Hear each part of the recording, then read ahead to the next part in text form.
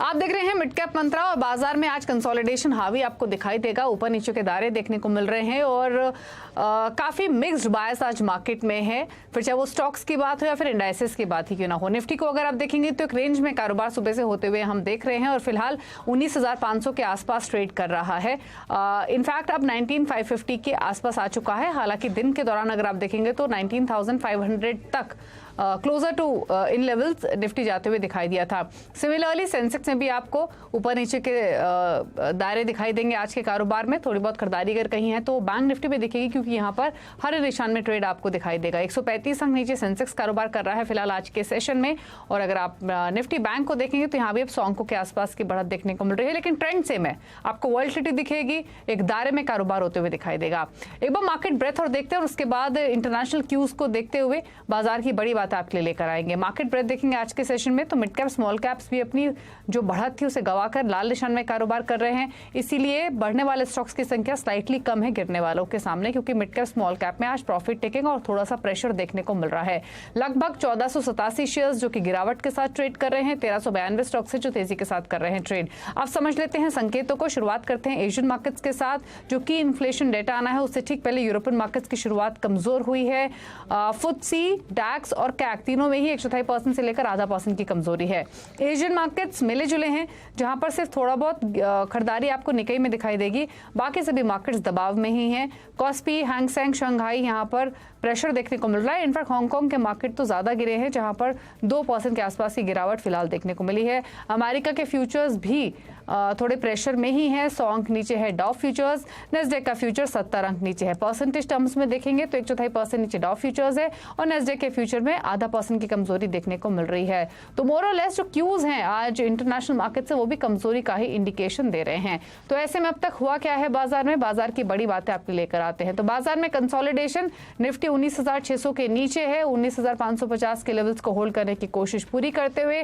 Bank Nifty comparatively better place है, जहां पर 100 अंकों की बढ़त देखने को मिल रही है। मिड कैप्स अपनी दिन की बढ़त गवाकर अब 1/4% से ज्यादा नीचे कर रहे हैं ट्रेड। प्रेशर कहां है? पावर, एफएमसीजी, मेटल स्टॉक्स में गिरावट है। इसके अलावा मिड कैप्स में sugar, cement, energy stocks pressure में ट्रेड कर रहे हैं। थोड़ी बहुत बाइंग कहीं है तो वो है mid cap banks, pharma stocks और आईटी स्टॉक, जहां पर खरीदारी देखने को मिली है। अब स्ट्रेटेजी क्या होनी चाहिए रिमेनिंग सेशन के लिए, इस पर करते हैं फोकस। अरहंत कैपिटल मार्केट्स के रत्नेश गोयल हमारे साथ मौजूद हैं। रत्नेश नमस्कार, बताइए पहले तो रिमेनिंग सेशन के लिए निफ्टी बैंक निफ्टी पर राय, क्या रेंज रह सकती है, कोई ट्रेड बनता है या फिर नहीं? गुड आफ्टरनून दीपाली जी, सभी दर्शकों को नमस्कार।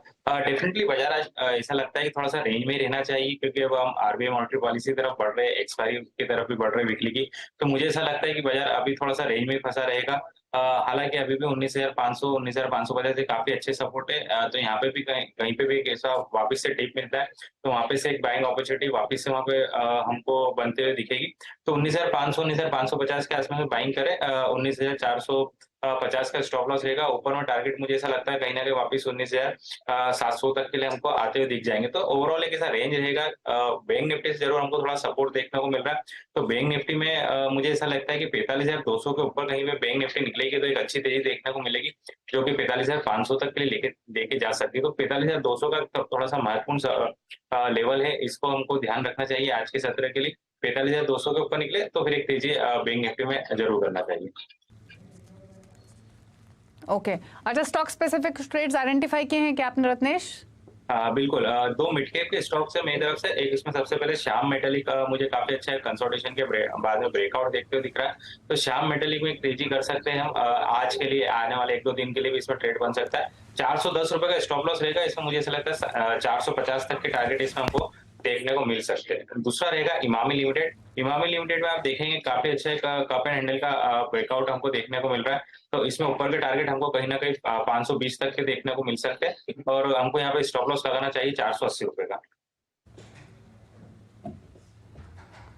ओके, चलिए, तो इमामी और श्याम मेटलिक्स ये 2 ट्रेड्स आपको रेकमेंड किए गए हैं। इमामी देखिए पिछले कुछ मिनटों में चला है और अब अच्छे गेंस के साथ कर रहा है ट्रेड। 7% ऊपर आ चुका है ये स्टॉक 492 के लेवल्स पर। तो ये एक ट्रेड है रत्नेश की ओर से। चलिए मिड कैप्स का हाल लेकर आते हैं आपके सामने और पहले लेकर आते हैं इंडेक्स, जहां पर अपनी बढ़त गवाकर इंडेक्स लाल निशान में कारोबार कर रहा है, लेकिन पॉकेट्स लेकर आते हैं और एक एक करके वो पॉकेट्स दिखाते हैं जहां पर एक्शन है। शुरुआत करेंगे तेजी वाली पॉकेट्स के साथ। फार्मा स्टॉक्स लेकर आते हैं जहां पर खरीदारी है। Gland pharma, नेटको pharma, Biocon, Laurus labs शानदार अप मूव। ग्लैंड फार्मा तो 20% के सर्किट पर है। नेटको फार्मा 3% ऊपर, बायोकॉन में भी 2.5% का अप मूव। आईटी स्टॉक्स में 63 मूव्स 10% के सर्किट पर, रेटकेन 8.5% ऊपर, आर सिस्टम्स में 5% का अप मूव है। न्यूजन सॉफ्टवेयर 3% की तेजी दिखा रहा है। बैंक स्टॉक्स, छोटे स्टॉक्स में खरीदारी। बैंक ऑफ इंडिया 2% ऊपर, पीएनबी 2.5% ऊपर है, बैंक ऑफ महाराष्ट्र 4% ऊपर, कर्नाटका बैंक में भी 2% की तेजी है। एफएमसीजी स्टॉक्स में थोड़ा प्रेशर। पतंजलि 1.5% नीचे, गोदरेज कंज्यूमर 2.5% नीचे है। यूनाइटेड ब्रेवरीज, एडीएफ फूड्स भी 3% तक नीचे ट्रेड कर रहे हैं। सीमेंट स्टॉक्स में प्रेशर रहेगा। रामको सीमेंट, अंबुजा सीमेंट, एसीसी दबाव के साथ कारोबार करते हुए। श्री सीमेंट थोड़ा रिकवर हुआ है लोअर लेवल से, लेकिन बाकी स्टॉक्स में आपको प्रेशर दिखाई देगा। शुगर स्टॉक्स ये भी आज लाल निशान में है। उत्तम शुगर, श्री रेणुका शुगर, बलरामपुर चीनी, उगर शुगर, यहाँ 2.5% तक की गिरावट देखने को मिल रही है आज के कारोबार में। तो ये है फिलहाल स्टॉक्स का हाल। लेकिन आगे बढ़ेंगे, कुछ खबरें आपके लिए लेकर आते हैं। और आईटी मंत्रालय ने आज आईटी हार्डवेयर कंपनियों के साथ बैठक की है। कंपनियों को लैपटॉप, कंप्यूटर का घरेलू उत्पादन तेजी से बढ़ाने के निर्देश दिए हैं। दरअसल 1 नवंबर से लैपटॉप और कंप्यूटर के इंपोर्ट के लिए लाइसेंस अनिवार्य होगा। आज की बैठक में किन किन बातों पर चर्चा हुई, ये बताने के लिए असीम मनचंदा हमारे साथ मौजूद हैं। असीम, बताइए क्या है पूरा अपडेट, क्या क्या बातचीत हुई, किन मुद्दों पर? देखिए, सरकार ने 3 नवंबर को एक नोटिफिकेशन जारी करके लैपटॉप, कंप्यूटर, टैबलेट के फ्री इंपोर्ट के ऊपर रोक लगा दी थी। कंपनियों को उसके ऊपर लाइसेंस लेना पड़ेगा। उसके बाद कंपनियों के विरोध के बाद सरकार ने इस डेडलाइन को 3 महीने के लिए एक्सटेंड कर दिया है। इस बीच जो आईटी मंत्रालय, उसने जो आईटी हार्डवेयर कंपनी है उनके साथ एक बैठक बुलाई थी। बैठक में कंपनी से कहा गया कि आप जल्दी से जल्दी प्रोडक्शन लिंक इंसेंटिव स्कीम के लिए आवेदन कीजिए और भारत में प्रोडक्शन करने की शुरुआत कीजिए। ये भी बता दूं कि सरकार 17,000 करोड़ रुपए की पीएलआई स्कीम लेकर के आई है, जिसके तहत कंपनियों को 5 से 7% के इंसेंटिव दे रही है। लेकिन अभी भी कई कंपनियों ने इसमें आवेदन नहीं किया। मात्र 2 कंपनियां इसमें आवेदन करने के लिए आगे आई हैं। सरकार 2 बार डेडलाइन भी एक्सटेंड कर चुकी है। तो ऐसे में सरकार ने सभी कंपनियों के साथ बैठक बुलाई थी और कहा था कि आप जल्दी से जल्दी आप अप्लाई कीजिए, भारत में मैन्युफैक्चरिंग करने की शुरुआत कीजिए। हालांकि कंपनियों ने कहा कि अगर हम मैन्युफैक्चरिंग करने की शुरुआत भी करते हैं तो हमें करीबन 6 महीने से लेकर के 1 साल तक का वक्त यहाँ पर हमको लगेगा। तो ऐसे में जो आपने डेडलाइन लगाई है कि हम 1 नवंबर से फ्री इंपोर्ट नहीं कर पाएंगे, उसको एक्सटेंड कीजिए। हम अपना प्रोडक्शन बढ़ाने की शुरुआत करें, लेकिन आप भी धीरे धीरे इस डेडलाइन को थोड़ा सा बढ़ाने की शुरुआत कीजिए। सरकार ने उस पर भी कंपनियों को भरोसा दिलाया और जल्दी ही कंपनियां, आपको हो सकता है कि कंपनियां प्रोडक्शन लिंक इंसेंटिव स्कीम के लिए सरकार के लिए आवेदन करने की शुरुआत कर दें। शुक्रिया आसिम आपका ये पूरी डिटेल्स बताने के लिए। तो आगे जाते हुए लैपटॉप हो या फिर कंप्यूटर्स हो, इनका उत्पादन आपको बढ़ते हुए दिखाई देगा। लेकिन बात करते हैं खास कॉन्वर्सेशन की। दरअसल चावल की बुआई बढ़ने सरकार जल्द चावल एक्सपोर्ट पर बैन हटा सकती है। केआरबिल के सीएमडी अनिल मित्तल से सीएनबीसी आवाज से खास बातचीत में कहा कि बेहतर मानसून रहने से धान की बुआई 3% बढ़ी है। साथ ही चावल की कीमतें स्थिर होने से भी एक्सपोर्ट बैन हट सकता है। अनिल मित्तल से खास बातचीत की हमारे संवाददाता रोहन सिंह ने। चावल की कीमत एक बहुत बड़ा कंसर्न है और इसको लेकर हम मित्तल सर से बात करते हैं। सर, ये बताइए कि सरकार ने कुछ स्टेप्स लिए हैं, जैसे एक स्टेप है एक्सपोर्ट बैन करना नॉन बासमती राइस का, तो इसका इम्पैक्ट प्राइसिंग पे आप क्या देख रहे हैं और कोई असेसमेंट या कोई एनालिसिस आपकी है कि इस समय तक कीमतें स्टेबलाइज हो जाएंगी? तो now government is saying and the news is saying that there is an increase of 3.5% as far as sowing is concern. तो उसकी वजह से मुझे ये लगता है कि राइस प्राइसेस जो हैं, एक तो वो इंक्रीज होने बंद हो गए हैं, ऑलरेडी हो गए हैं, they are on their peak. और ये इन्होंने जो बैन भी लगाया, दे गॉट वरीड क्योंकि rice prices got increase by 15 to 18% in last 3-4 months. तो दे हैड नो ऑप्शन।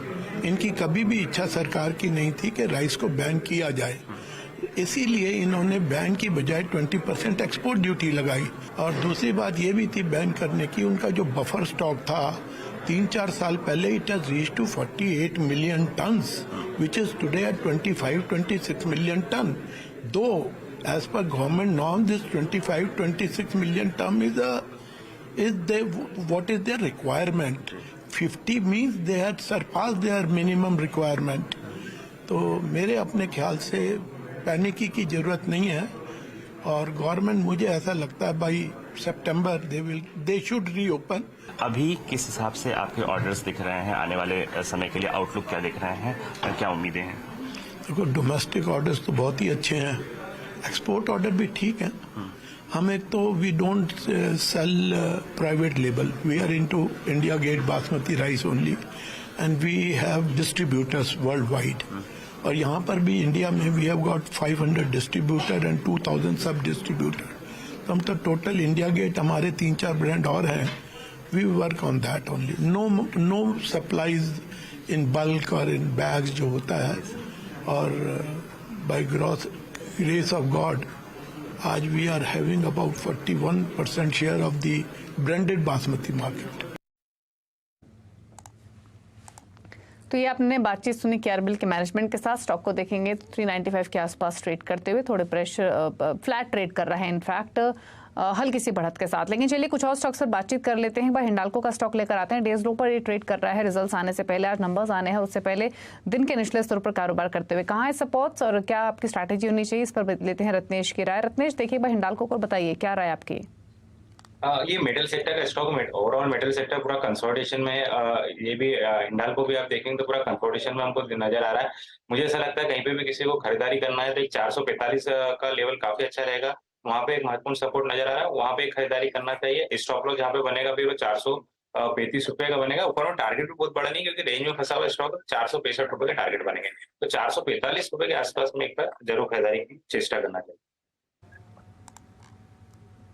ओके चलिए, तो 445 के आसपास मिले तो आप तब बाय इनिशिएट कर सकते हैं, ये सजेशन है आपके लिए। चलिए रुक रहे हैं इसी के साथ एक ब्रेक के लिए। ब्रेक उस पर खिलाड़ी नंबर 1 का अपडेट लेकर आएंगे, जल्द वापस आते हैं।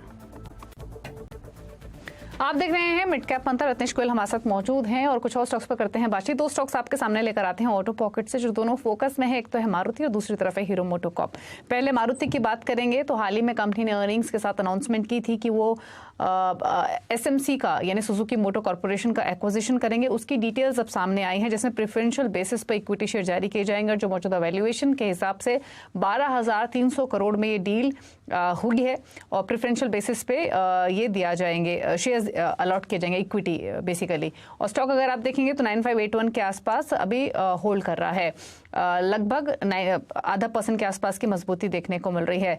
तो बेसिकली अब इसकी अगर और डिटेल्स की हम बात करें तो जो कुल शेयर्स होंगे उस पर तो अभी डिसीजन नहीं लिया गया है, लेकिन जो एजीएम होगी उसमें जो शेयर होल्डर्स होंगे वो वोट करेंगे। और फिलहाल जो प्लांट की सिचुएशन है या जो वैल्यू है, बुक वैल्यू है, उसके मुताबिक जो डील का साइज है वो 12,300 करोड़ के आसपास का रहेगा। 2014 में कंपनी ने ये अग्रीमेंट किया था एसएमसी से और अब finally mutual terms and conditions पे एसएमसी का एक्विजिशन मारुति सुजुकी करेगी। स्टॉक पे एक राय ले लेते हैं। 9578 के मौजूदा लेवल्स हैं। रितेश, क्या व्यू मारुति पर इन स्तरों से?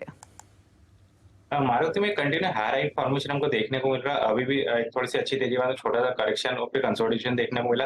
अभी काफी एक अच्छे सपोर्ट लेवल पे आ गया है। यहाँ पे मुझे ऐसा लगता है कि 9450 का स्टॉप लॉस लगा के इसमें जरूर खरीदारी करना चाहिए। ऊपर में टारगेट कहीं ना कहीं हमको 9700 तक के लिए देखने को मिल जाएंगे।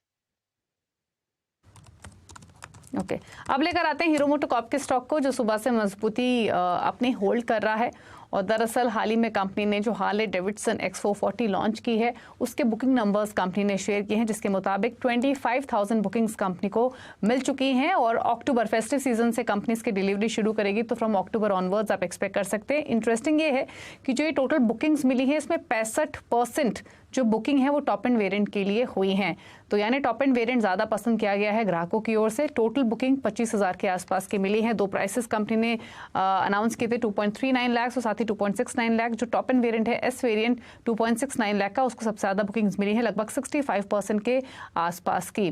तो इंटरेस्टिंग है ये। और सितंबर से कंपनी इस बाइक का प्रोडक्शन स्टार्ट करेगी और जो कमर्शियल डिलीवरीज होंगी कस्टमर्स की वो अक्टूबर से शुरू होंगी। स्टॉक पर एक राय ले लेते हैं क्योंकि 3.5% ऊपर ही ट्रेड करते हुए 3062 के लेवल्स पर। क्या सजेशन रत्नेश आपका हीरो मोटोकॉर्प पर? हीरो मोटोकॉर्प में एक हमको अपवर्ड गैप एरिया देखने को मिल रहा है और कहीं ना कहीं डेली चार्ट पे थोड़ा सा राउंडिंग फॉर्मेशन बनाते हुए दिख रहा है। एक तेजी के बाद में करेक्शन भी इसमें हो चुका है। 2900 का इसने एक अच्छा सपोर्ट भी लिया है। तो मुझे ऐसा लगता है कि अभी जो तेजी आज इसमें बनी है थोड़ी सी और इसमें बरकरार रह सकती है। ऊपर में टारगेट इसमें 3130 रुपए तक के लिए आते हुए देख सकते हैं और किसी को नई तेजी लेना है तो वो बिल्कुल कर सकता है। यहाँ पे स्टॉप लॉस भी पास का बनेगा 3010 रुपए का। ओके तो 3010 के स्टॉप लॉस के साथ होल्ड कर सकते हैं, तेजी यहां से और एक्सटेंड होने की पॉसिबिलिटी है। चलिए थैंक यू रत्नेश आने के लिए शो में। आगे बढ़ेंगे, खिलाड़ी नंबर 1 का अपडेट आपके सामने लेकर आते हैं। दूसरा दिन है इस हफ्ते का जब मुकाबला चल रहा है हमारे खिलाड़ियों के बीच में। अब तक के अपडेट और रिटर्न की स्थिति लेकर आते हैं। मुकाबला हो रहा है मंत्री फिनमार्ट के अरुण कुमार मंत्री, आईडीबी कैपिटल के ब्रिजेश एल और राजन शाह के बीच में। अरुण कुमार मंत्री के पोर्टफोलियो से एक अपडेट, श्याम मेटलिक्स ऐड कर रहे हैं 490 के टारगेट्स के साथ 399 का स्टॉप लॉस। इनफैक्ट श्याम मेटलिक्स हमें रत्नेश ने भी शो के दौरान रिकमेंड किया है खरीदारी की तरफ। अब दिखाते हैं रिटर्न की स्थिति कि क्या स्थिति बन रही है तीनों ही खिलाड़ियों के बीच में। अब तक हमने देखा था कल तीनों ही खिलाड़ियों की ओर से पॉजिटिव रिटर्न्स आ रहे थे।